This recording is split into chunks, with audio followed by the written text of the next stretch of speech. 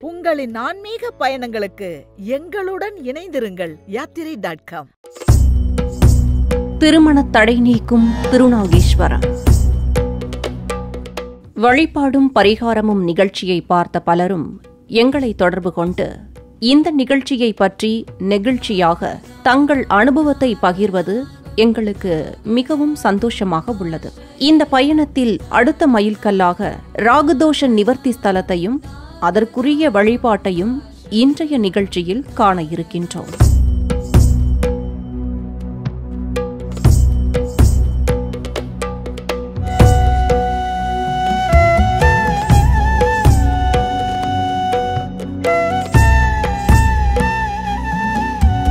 உங்கள் விதியை வெல்ல வழிபாடும் பரிகாரமும். ஒரு சிலர் எப்பொழுதும் வாழ்வில் கஷ்டங்களுடன் வாழ்வதை பார்த்திருப்பீர்கள். இது ஏன் என்ற காரணம் மட்டும் ஏனோ அவர்களுக்கு தெரியாது. தீர்க்கப்படாத முன்னோர்களின் பாவசாவங்கள் பழிவாங்கும் விதி. ஒரு குடும்பத்தில் 2க்கும் மேற்பட்டவர்களுக்கு ஒரே சமயத்தில் ராகு தசை நடந்தால் அந்த குடும்பத்தில் நிம்மதி என்பதே இருக்காதாம். அது மட்டுமல்ல, அந்த குடும்பத்தில் வாழ்ந்த முன்னோர்கள் பலரும் ராகு தசை அல்லது ராகு நட்சத்திரம் அல்லது ராகுவுடன் லக்ன ராசி தொடர்பு கொண்டவர்களாக இருப்பார்களாம். இப்படி ராகு தொடர்புடன் இருந்தால் என்ன நடக்கும் என கேட்டோம். அதற்கு அவர்கள், ராகு ஆதிக்கத்தில் சூரியன் சந்திரன் சிக்கி இருந்து அந்த தசையும் குடும்பத்தில் பலருக்கும் ஒரே சமயத்தில் நடந்தால் வீட்டில் சுபகாரியங்களே நடக்காதாம். அப்படியே திருமணம் நடந்தாலும் குழந்தை எளிதில் பிறக்காதாம். ஒருவேளை குழந்தை பிறந்தாலும் ஆண் குழந்தைகள் பிறக்காதாம். மேலும் அந்த குடும்பத்தில் பிறக்கும் பெண் குழந்தைகளும் கணவரோடு சேர்ந்து வாழ முடியாத நிலை ஏற்படுமாம். ஒருவேளை சேர்ந்து வாழ்ந்தால் தீராத நோயோ அல்லது கணவனிடம் ஒழுக்க குறைபாடோ இருக்குமாம். மேலும் வறுமை, கடன் பிரச்சனை, குடும்பத்தில் ஒற்றுமை இல்லாமை, வீட்டில் சந்தோஷமே இல்லாமல் இருக்கும்படியான சூழ்நிலைகள் வருமாம். இது தலைமுறையாக தொடரும் என்றார்கள். இது ஏன்? எதனால் தலைமுறையாக பெண் குழந்தைகள் மட்டுமே ஒரு குடும்பத்தில் பிறந்து அது மீளா துயரில் வாழ வேண்டி உள்ளது? எதனால் ஒரே குடும்பத்தில் அடுத்து வரும் சந்ததியினருக்கு ராகு ஆதிக்கம் தொடர்ந்து வருகிறது? இப்படி பல கேள்விகள் எங்களுள்.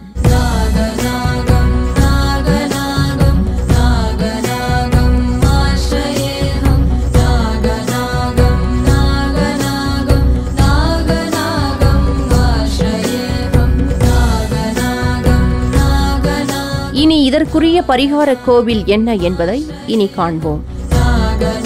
திருநாகேஸ்வரம் நாகநாத சுவாமி கோவில். ஒரு கோவிலுக்குள் நுழையும் போது மனம் நம்மையும் அறியாமல் லயிக்க வேண்டும். எங்கெங்கு பார்த்தாலும் இறைவன் சிந்தனை நம்மை ஆட்கொள்ள வேண்டும். கோபுரத்தை பார்த்தால் கண் சிமிட்டாமல் அங்கு இருக்கும் சிலைகளை ரசிக்க வேண்டும். பிரகாரத்தை சுற்றி வரும் போதும் தூண்களை பார்க்கும் போதும் எந்த சிலையை கண்டாலும் அது ஒரு ஆனந்த நினைவாக என்றென்றும் நம் நினைவில் நிற்க வேண்டும். மீண்டும் ஒரு முறை எப்பொழுது அந்த கோவிலுக்கு செல்வோம் என அந்த ஆலயத்தை பற்றிய சிந்தனை நம் இதயத்தில் தொடர்ந்து இருந்து கொண்டே இருக்க வேண்டும். அப்படி ஒரு அற்புதமான கோவில்தான் திருநாகேஸ்வரம் நாகநாத சுவாமி கோவில்.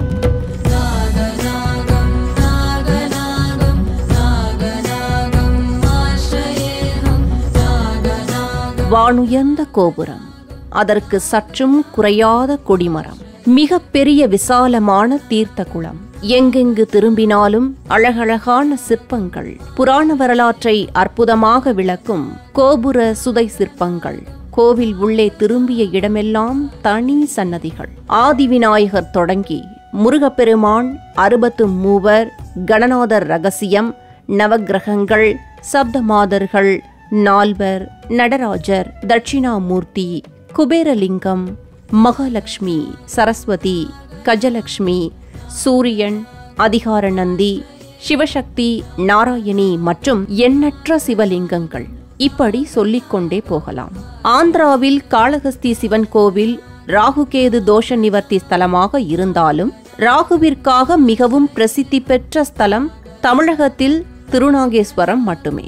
தஞ்சை மாவட்டம் கும்பகோணத்தில் இருந்து 6 கிலோமீட்டர் தொலைவில் உள்ளது திருநாகேஸ்வரம் கோவில். இது ராகு பரிகார ஸ்தலமாகும்.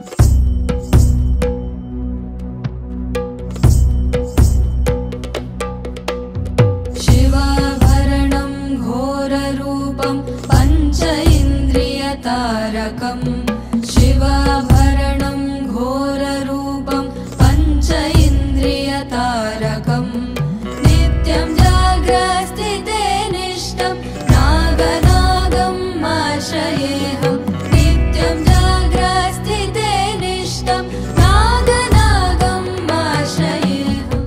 2-3 திருமணமும் துர்மரணங்களும். அந்த காலத்தில் வாழ்ந்த முன்னோர்கள் ஆண் வாரிசு வேண்டும் என்பதற்காக ஒன்றுக்கும் மேற்பட்ட பெண்களை திருமணம் செய்து கொள்வார்களாம். இதனால் பாதிக்கப்பட்ட பெண்கள் தற்கொலை செய்து கொண்டால் அது கொடூர தோஷமாக மாறுமாம். கணவனால் கைவிடப்பட்ட பெண் இறக்கும் போது மிகவும் மன வருத்தத்துடன் பஞ்சபூதத்தில் ஒன்றான நீர் மூலமாகவோ அல்லது நெருப்பு மூலமாகவோ உயிரிழந்தால் அது கொடூர தோஷமாக மாறி அடுத்து வரும் தலைமுறையில் பிறக்கும் குழந்தைகள், குறிப்பாக பெண் குழந்தைகளுக்கு திருமணமே நடக்காதாம். இந்த பாவம் தந்தை வழி முப்பாட்டன்கள் பாட்டன்கள் மூலம் நடந்திருந்தால் ராகுதோஷமாகவும், தாய் வழி முப்பாட்டன்கள் இந்த பாவத்தை செய்திருந்தால் கேது தோஷமாகவும் வெளிப்படுமா. கேட்கும் போதே மனம் பதறியது, உடல் நடுங்கியது. இதை எப்படி உறுதி செய்வது என்று கேட்டோம்.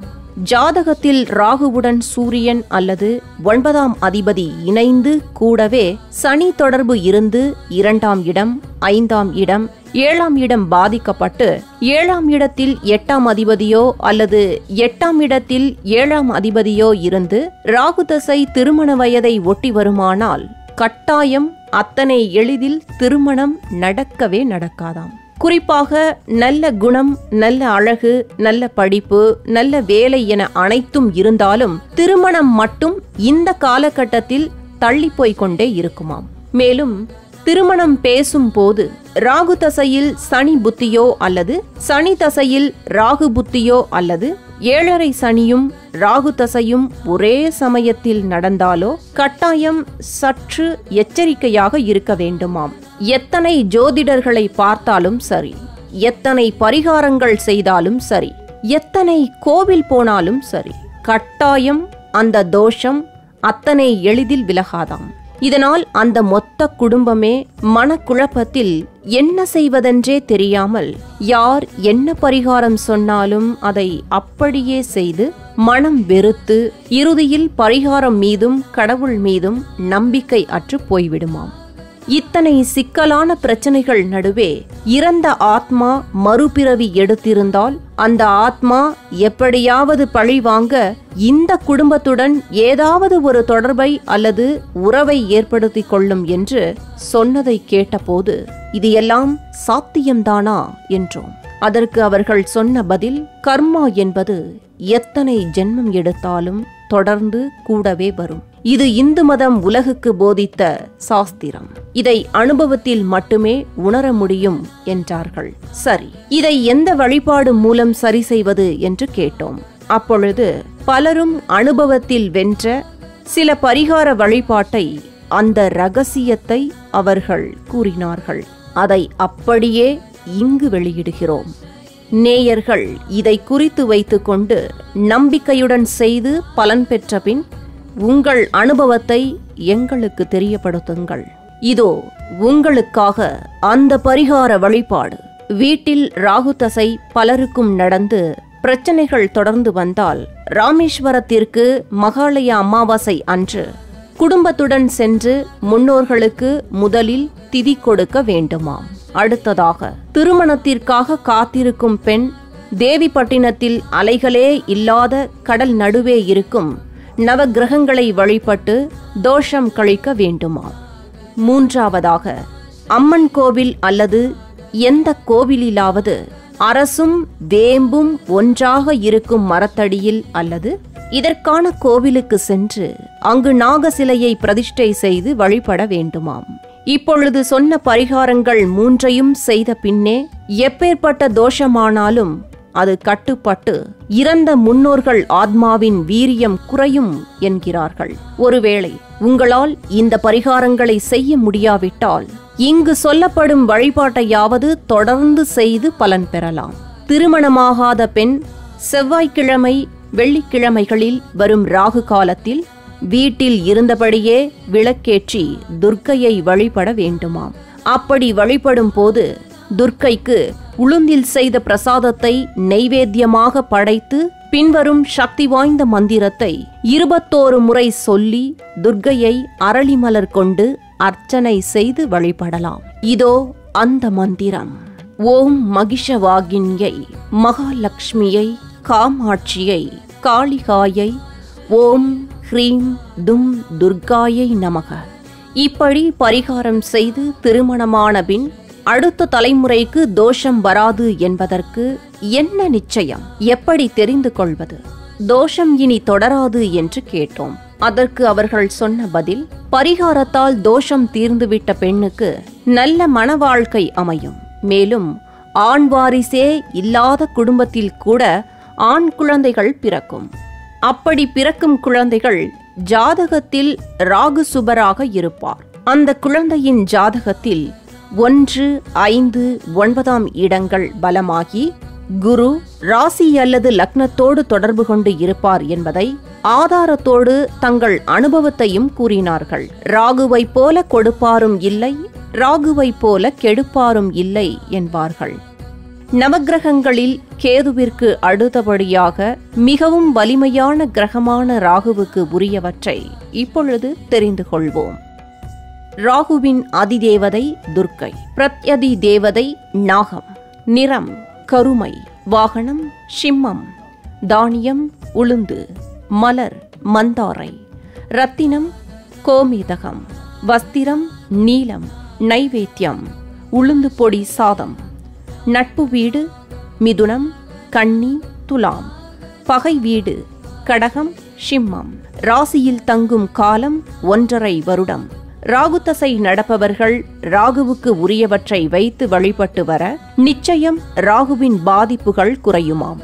உலக போகங்கள் அனைத்திற்கும் அதிபதி ராகுதான். கலியுகத்தில் ராகு பலம் இருந்தால் மட்டுமே அனைத்து விதமான லௌகீக இன்பங்களையும் ஒருவர் அனுபவிக்க முடியும்.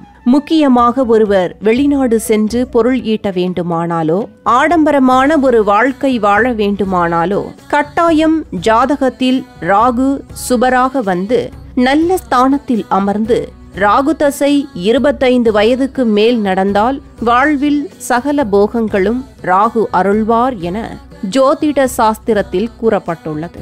ஜாதகத்தில் ராகு தோஷம் இருப்பவர்கள் திருநாங்கேஸ்வரம் வந்து இங்குள்ள சிவபெருமானை வழிபட சகலவிதமான ராகு சம்பந்தமான தோஷங்களும் நீங்கும் என்பது நம்பிக்கை.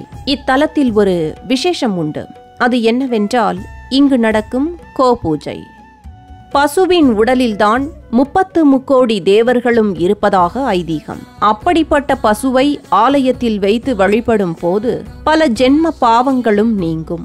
அதிலும் கோவிலில் நடைபெறும் கோபூஜையின் போது ஒருவர் ஒரு அகத்திக்கீரையை பசுவுக்கு தானமாக கொடுத்தால் அனைத்து விதமான கஷ்டங்களும் உடனே தீருமாம். தலவரலாறு. புராணங்களின்படி முனிவர் ஒருவரின் மகனை பாம்பாக இருந்த ராகு பகவான் தீண்டியதால் அந்த முனிவரின் சாபத்தின்படி ராகு தன் சக்திகள் அனைத்தையும் இழந்தாராம். அதனால் மீண்டும் தன் சக்தியை பெற இத்தலத்தில் தவம் இருந்து சிவபெருமானின் கருணையால் மீண்டும் இழந்த சக்தியை பெற்றார் என்கிறது புராணம்.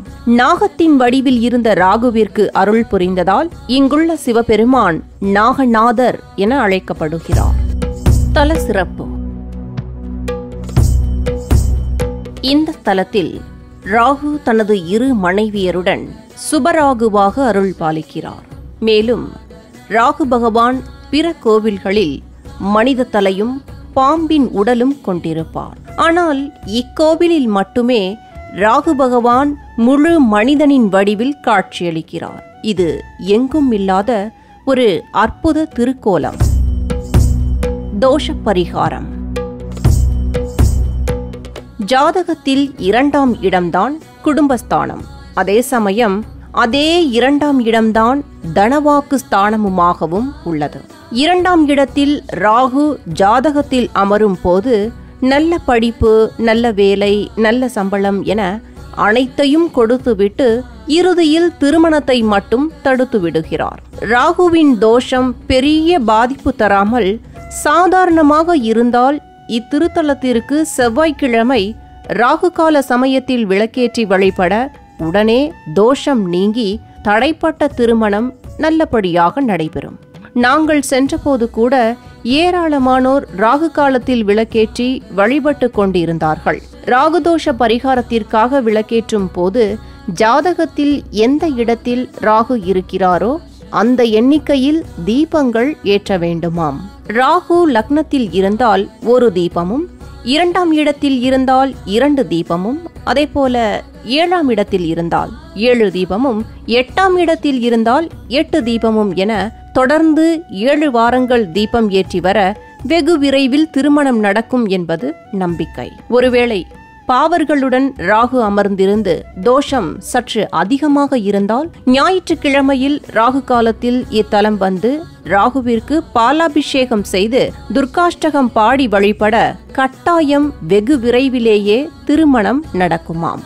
அதே சமயம் ராகுதோஷம் அதிகளவில் ஜாதகத்தில் இருந்தால், அதாவது 7ஆம் இடம், 7ஆம் அதிபதி மற்றும் சுக்கிரனும் பாதிக்கப்பட்டு 8, 6 அதிபதிகளுடன் ராகு தொடர்பு கொண்டிருந்தால் ஒரு நாகசிலையை வாங்கி இத்திருக்கோவிலில் பிரதிஷ்டை செய்து வழிபட கட்டாயம் ராகு சம்பந்தமான அனைத்து தோஷங்களும் விலகும் என்கிறார்கள்.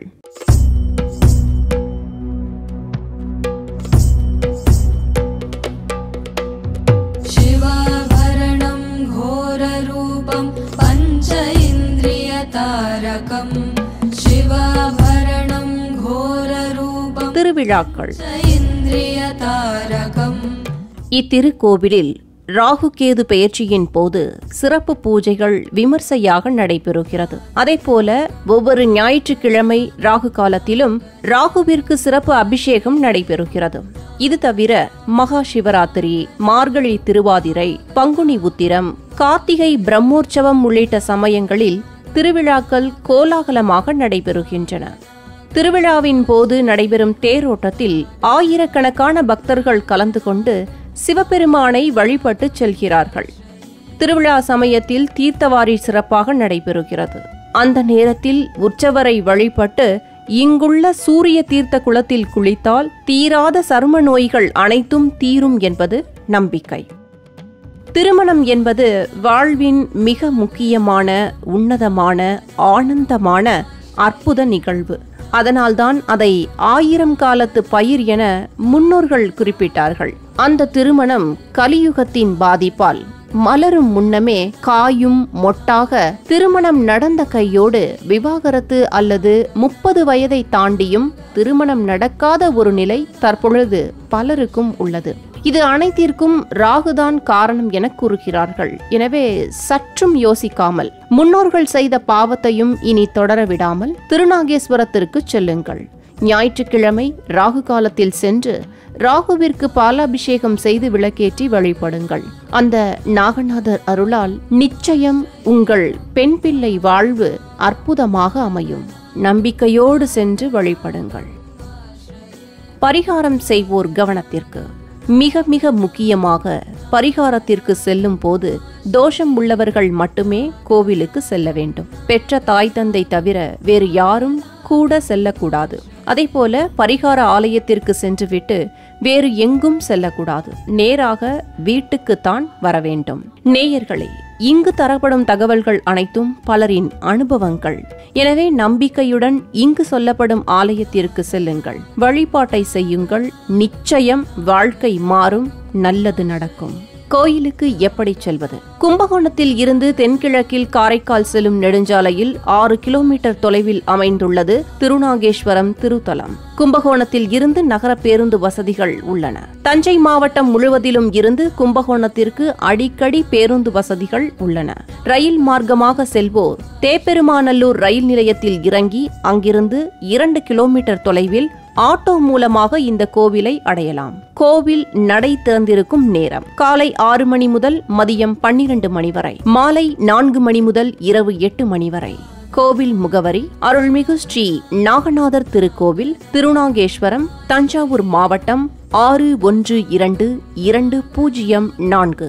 இந்த நிகழ்ச்சியை பற்றிய உங்கள் கருத்துக்கள் மற்றும் நீங்கள் தரிசித்து பலன் பெற்ற பரிகார ஆலயங்கள் பற்றிய தகவல்களை 8999366111 என்ற எண்ணுக்கு இப்பொழுதே தொடர்பு கொண்டு தெரிவிக்கலாம். திருமண தடை நீக்கும் திருநாகேஸ்வரம். உங்களின் ஆன்மீக பயணங்களுக்கு எங்களுடன் இணைந்திருங்கள். யாத்திரை.com